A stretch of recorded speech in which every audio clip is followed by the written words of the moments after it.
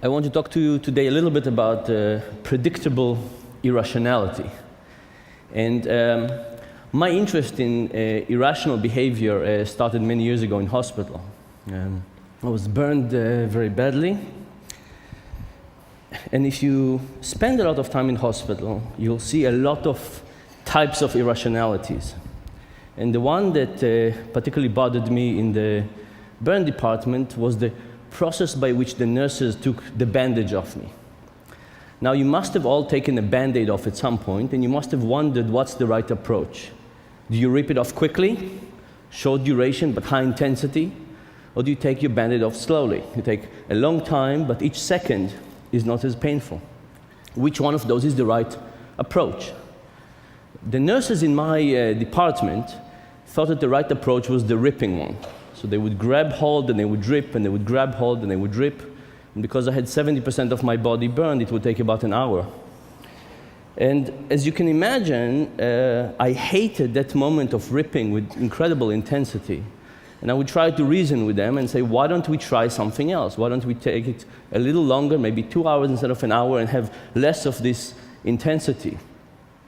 And the nurses told me two things. They told me that they had the right model of the patient, that they knew what was the right thing to do to minimize my pain.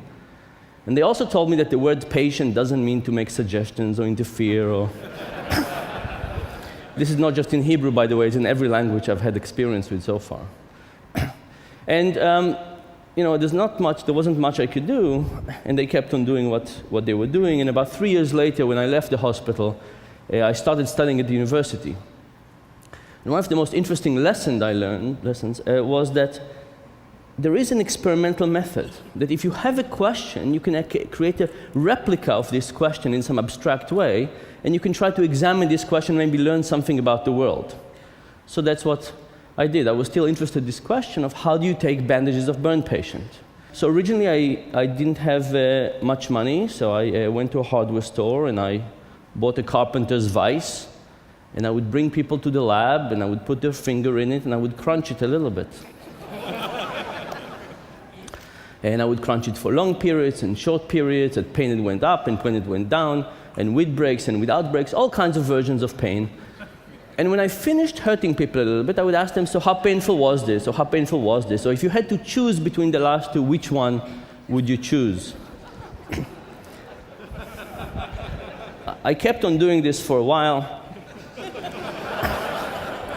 And then, like all good academic projects, I got more funding. I moved to sounds, electrical shocks. I even had a pain suit that I could get people to feel much more pain. But at the end of this process, what I learned was that the nurses were wrong.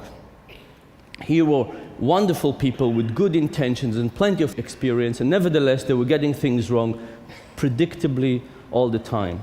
It turns out that because we don't encode duration in the way that we encode intensity, I would have had less pain if the duration would have been longer and the intensity was lower. It turns out it would have been better to start with my face, which was much more painful, and move toward my legs, giving me a trend of improvement over time that would have been also less painful. And it also turns out it would have been good to give me breaks in the middle to kind of recuperate from the pain. All of these would have been great things to do, and my nurses had no idea. And from that point on, I started thinking, are the nurses the only people in the world who get things wrong in this particular decision, or is it a more general case? And it turns out it's a more general case. There's a lot of mistakes we do. And I want to give you one example of one of these irrationalities, and I want to talk to you about cheating. And the reason I picked cheating is because it's interesting, but also it tells us something, I think, about the stock market situation we're in. So my interest in cheating started when Enron came on the scene, exploded all of a sudden, and I started thinking about what is happening here. Is it the case that there is kind of a few apples who are capable of doing these things, or are we talking a more endemic situation that many people are actually capable of behaving this way? So, like we usually do, I decided to do a simple experiment, and here's how it went.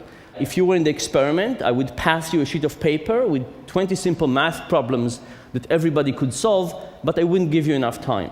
When the 5 minutes were over, I would say, pass me the sheets of paper, and I'll pay you $1 per question. People did this. I would pay people $4 for their task. On average, people would solve 4 problems. Other people I would tempt to cheat. I would pass the sheet of paper. When the 5 minutes are over, I would say, please shred the piece of paper, put the little pieces in your pocket or in your backpack, and tell me how many questions you got correctly. People now solve 7 questions on average. Now, it wasn't as if there was a few bad apples, a few people who cheated a lot. Instead, what we saw is a lot of people who cheat a little bit. Now, in the economic theory, cheating is a very simple cost-benefit analysis. You say, what's the probability of being caught? How much do I stand to gain from cheating? And how much punishment would I get if I get caught? And you weigh these options out, you do the simple cost-benefit analysis, and you decide whether it's worthwhile to commit the crime or not. So we tried to test this. For some people, we varied how much money they could get away with, how much money they could steal. We paid them 10 cents per correct question, 50 cents, $1, $5, $10 per correct question. You would expect that as the amount of money on the table increases, people would cheat more, but in fact it wasn't the case. We got a lot of people cheating, but still by a little bit. What about the probability of being caught? Some people shredded half the sheet of paper, so there was some evidence left. Some people shredded the whole sheet of paper. Some people shredded everything, went out of the room, and paid themselves from a ball of money that had over $100. You would expect that as the probability of being caught goes down, people would cheat more, but again, this was not the case. Again, a lot of people cheated just by a little bit, and they were unsensitive to these economic incentives. So we said, if people are not sensitive to the economic rational theory explanations, to these forces, what could be going on? And we thought maybe what is happening is that there are 2 forces. At one hand, we all want to look at ourselves in the mirror and feel good about ourselves. So we don't want to cheat. On the other hand, we can cheat a little bit and still feel good about ourselves. So maybe what is happening is that there's a level of cheating we can't go over, but we can still benefit from cheating at a low degree as long as it doesn't change our impressions about ourselves. We call this like a personal fudge factor. Now, how would you test a personal fudge factor? Initially, we said, what can we do to shrink the fudge factor? So we got people to the lab, and we said, we have 2 tasks for you today. First, we asked half the people to recall either 10 books they read in high school or to recall the 10 commandments. And then we tempted them with cheating. Turns out, the people who tried to recall the 10 commandments, and in our sample, nobody could recall the 10 commandments, but those people who tried to recall the 10 commandments, given the opportunity to cheat, did not cheat at all. It wasn't that the more religious people, the people who remembered more of the commandment, cheated less, and the less religious people, the people who couldn't remember almost any commandment, cheated more. The moment people thought about trying to recall the 10 commandments, they stopped cheating. In fact, even when we give self-declared atheists the task of swearing on the Bible and we give them a chance to cheat, they don't cheat at all.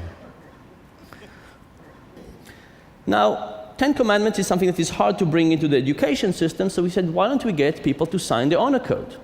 So we got people to sign. I understand that this short survey falls under the MIT honor code. Then they shredded it, no cheating whatsoever. And this is particularly interesting because MIT doesn't have an honor code.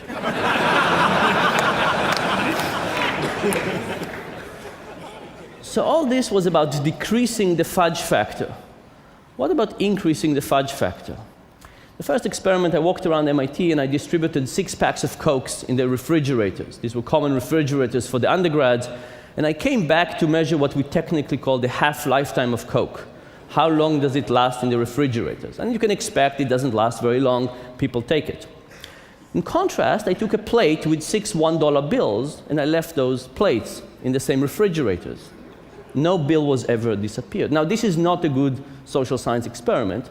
So to do it better, I did the same experiment as I described to you before. A third of the people, we passed the sheet, they gave it back to us.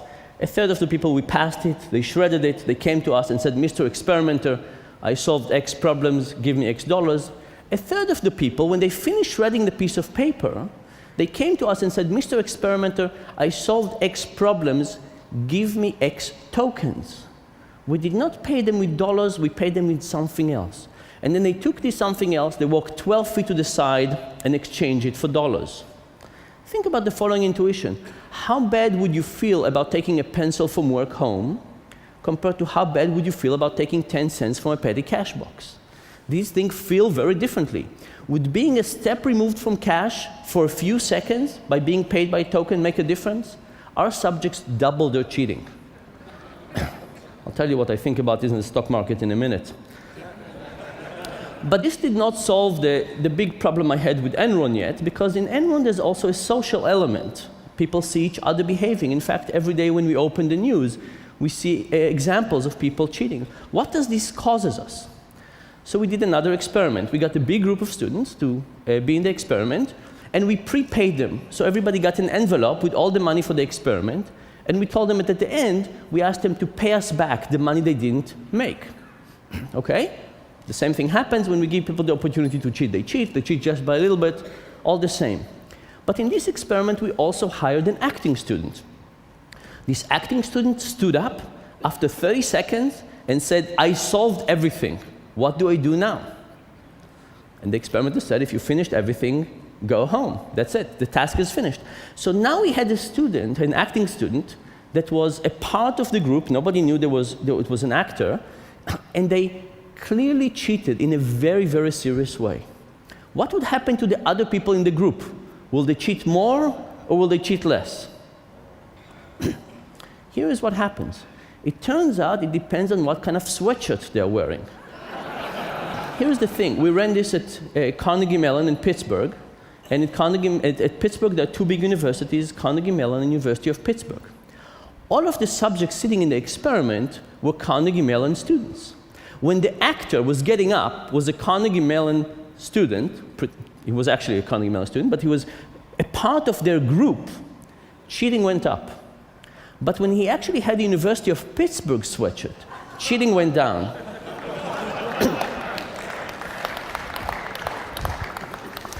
Now, this is important because remember, when the moment the student stood up, it made it clear to everybody that they could get away with cheating. Because the experimenter said, "You finished everything, go home," and they worked with the money.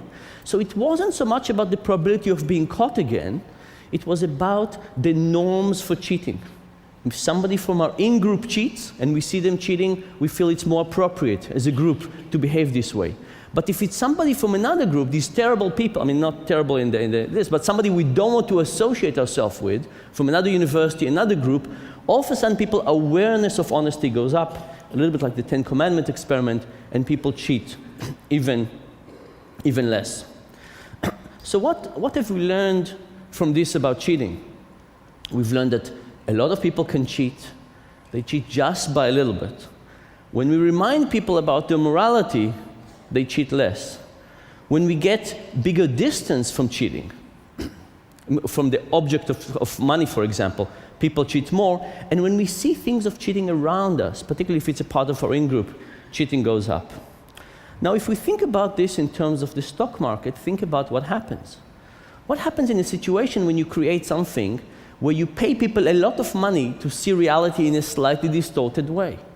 Would they not be able to see it this way? Of course they would. What happens when you do other things, like you remove things from money? You call them stock or stock option, derivatives, mortgage-backed securities. Could it be that with those more distant things, it's not a token for 1 second, it's something that is many steps removed from money for much longer time? Could it be that people would cheat even more? And what happened to the social environment when people see other people behave around them? I think all of those forces worked in a very bad way in the stock market. More generally, I want to tell you something about behavioral economics. We have many intuitions in our life. And the point is that many of these intuitions are wrong. The question is, are we going to test those intuitions? We can think about how we're going to test this intuition in our private life, in our business life, and most particularly when it goes to policy, when we think about things like No Child Left Behind, when you create new stock markets, when you create other policies, taxation, healthcare, and so on. And the difficulty of testing our intuition was the big lesson I learned when I went back to the nurses to talk to them. So I went back to talk to them and tell them what I found out about removing bandages. And I learned two interesting things. One was that my favorite nurse, Etty, told me that I did not take her pain into consideration. She said, of course, it was very painful for you, but think about me as a nurse. Removing the bandages of somebody I liked and had to do it repeatedly over a long period of time, creating so much torture, was not something that was good for me too. And she said maybe part of the reason was that it was difficult for her. But it was actually more interesting than that, because she said, I did not think that your intuition was right. I thought my intuition was correct. So if you think about all of your intuitions, think about it's very hard to believe that your intuition is wrong. And she said, given the fact that I thought my intuition was right, she thought her intuition was right, it was very difficult for her to accept doing a difficult experiment to try and check whether she was wrong. But the fact, this is the situation we're all in all the time. We have very strong intuitions about all kinds of things. Our own ability, how the economy works, how we should pay school teachers. But unless we start testing those intuitions, we're not going to do better. And just think about how better my life would have been if these nurses would have been willing to check their intuition, and how everything would have been better if we would just start doing more systematic experimentation of our intuitions. Thank you very much.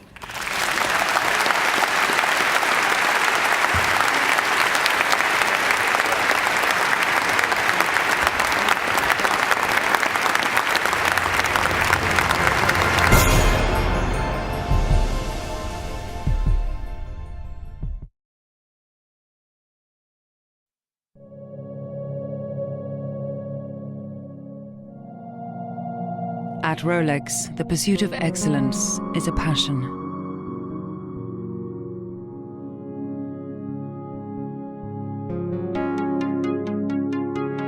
At the heart of every timepiece we make is the Rolex movement.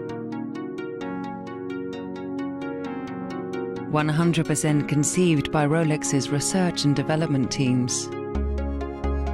Every Rolex movement undergoes an exacting production process. One that can take well over a year to complete. It begins with hundreds of finely manufactured components. And after careful assembly and minute adjustments, all that remains is the careful positioning of the oscillator. This is the heartbeat of every Rolex, the moment a Rolex truly comes to life.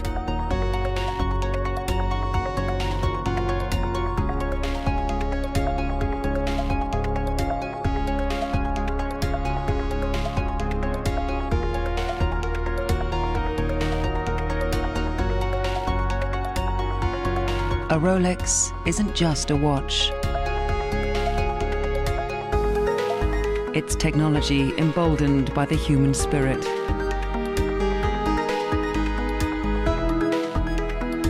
The Rolex movement. An entirely Swiss-made jewel. The pearl in every oyster that is a Rolex.